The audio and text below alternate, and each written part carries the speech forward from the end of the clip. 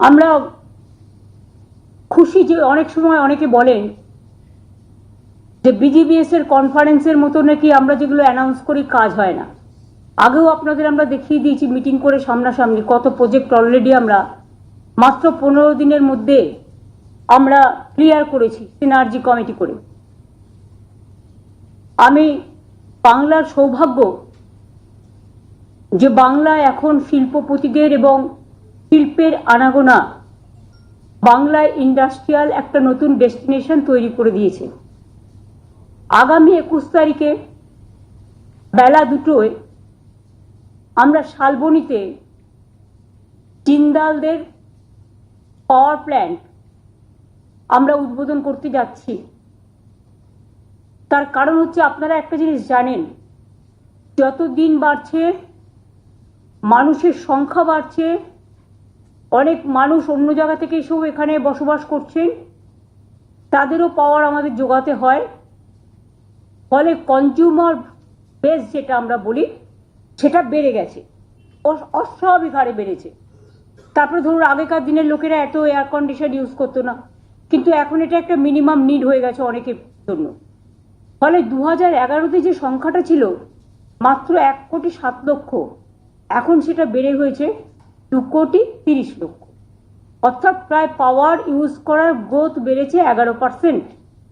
আবার অন্যদিকে পাওয়ারের জন্য ইন্ডাস্ট্রি তৈরি করার জন্য ডিম্যান্ডও বেড়েছে, কারণ আমরা 6টা ইকোনমিক করিডোর করছি, আমরা ডেডিকেটেড ফ্রেট করিডোরের সাথে কাজ করছি এবং এই ধরনের অনেক বেড়েছে। দেউচা পাঁচুমি কোল প্ল্যান্ট হয়ে গেলে 100 বছরের কোনো সমস্যা বাংলায় থাকবে না। এখন তো একতরফা চলছে। যখন আমরা দেখেছি কখনো কখনো আমরা পেটের দাম বাড়াই না, কিন্তু যারা সিএসসি চালায় তারা দাম বাড়ায় অনেক সময় দাম বেড়ে গেলে। ফলে সেটা আমাদের হাতে নেই।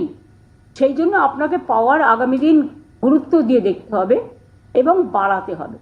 যত পাওয়ার প্ল্যান্ট হবে তত পাওয়ারের দামটা ব্যালেন্স হবে এবং মানুষের ব্যবহারের জন্য এটা সুবিধে হবে। এইসব চিন্তা করেই পাওয়ার প্ল্যান্টের উপরেও আমরা গুরুত্ব দিচ্ছি।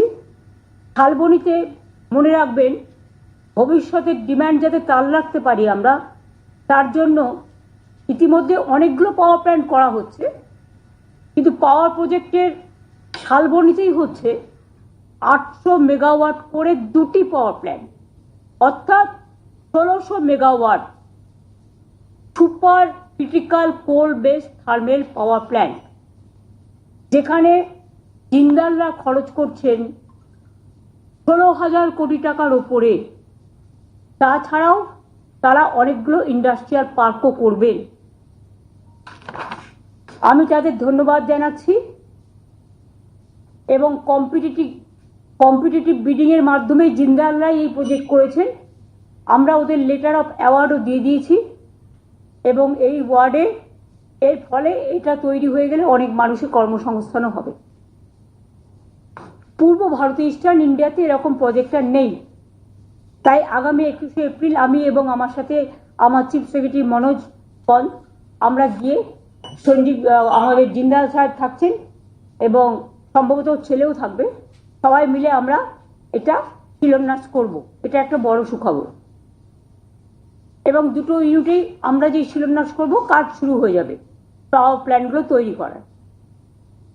2 হচ্ছে আমাদের ওয়েস্ট বেঙ্গল, তাছাড়াও WBTCL, PDCL এরাও অনেক কাজ করছে পাওয়ারে। কারণ আপনারা জানেন সাগরদিঘিতে অলরেডি ফিট পাওয়ার প্ল্যান্টের কাজ হচ্ছে এবং ফিট পাওয়ার প্ল্যান্টে প্রায় 660 মেগাওয়াট তৈরি করছে। এটা সম্পূর্ণ হওয়ার পথে মুর্শিদাবাদ জেলায় সাগরদিঘিতে। 2 হচ্ছে DPL দুর্গাপুরে 660 মেগাওয়াট, এটা বিডিং করা হচ্ছে, এটাও প্রসেসে।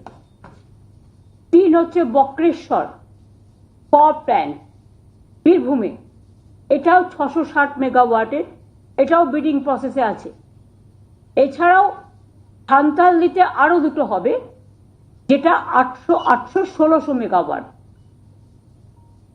অর্থাৎ সারা বাংলা জুড়ে অনেকগুলো পাওয়ার প্ল্যান্ট তৈরি করা হচ্ছে, যেটা আগামী দিন কর্মসংস্থানও বাড়াবে, ইকোনমিকে উন্নত করবে, পাওয়ার সাপ্লাই করতে 24/7 যেটা পাওয়ার সাপ্লাই আমরা করে থাকি। আগে আমরা জানতাম, বারবার শুনতাম লোডশেডিং এর সরকার আর নেই দরকার। হয়তো মানুষ লোডশেডিং এর কথাটা এখনকার জেনারেশন ভুলেই গেছে, তাদের হয়তো মনে নেই যে দিনে 24 ঘন্টার মধ্যে 12 ঘন্টায় কারেন্ট থাকতো না, এখন সেটা কিন্তু সাপ্লাই করা হয়। কাজে এতে আমাদেরও অনেক টাকা খরচ হয়, আমাদেরও অনেক সাবসিডি দিতে হয়, যেহেতু এটা জনস্বার্থে খরচ হয়। এবং সেই জন্যই আমরা জনস্বার্থে, আগামী ভবিষ্যৎ প্রজন্মের স্বার্থে, তারা যাতে নিজে পায়ে দাঁড়াতে পারে, কেউ যেন ইন্ডাস্ট্রি করতে সমস্যায় না পড়ে, কেউ যেন শিল্প গড়তে বলুন, দোকান গড়তে বলুন, বাড়ি ঘরে থাকতে বলুন, নিজস্ব কাজে লাগাতে বলুন, তারা যাতে সমস্যায় না পড়ে, তার জন্য এই প্রজেক্টগুলো আমরা নিয়েছি। এবং তাছাড়াও 22 তারিখ, 21 তারিখে আমি মিদনাপুরে থাকবো। এছাড়াও 22 তারিখে বেলা 12:30টায় গড়বেতায় একটি সোলার পাওয়ার প্ল্যান্টের উদ্বোধন করছি। এটার 22 এপ্রিল হবে। মিদনাপুর গোয়ালতোড়ে এটা হচ্ছে। এটা ঝাড়গ্রাম এবং মিদনাপুর পশ্চিমের মাঝামাঝি, প্রায় লোকসভা কেন্দ্র ঝাড়গ্রাম, কিন্তু জেলা হিসেবে মিদনাপুর পশ্চিম। এটারও ক্যাপাসিটি হচ্ছে, এটা সোলার পাওয়ার গ্রিন প্রজেক্ট।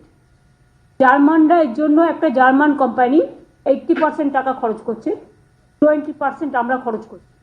এটা গ্রিন প্রজেক্ট। এখন এদের ক্যাপাসিটি হচ্ছে 112.5 মেগাওয়াট।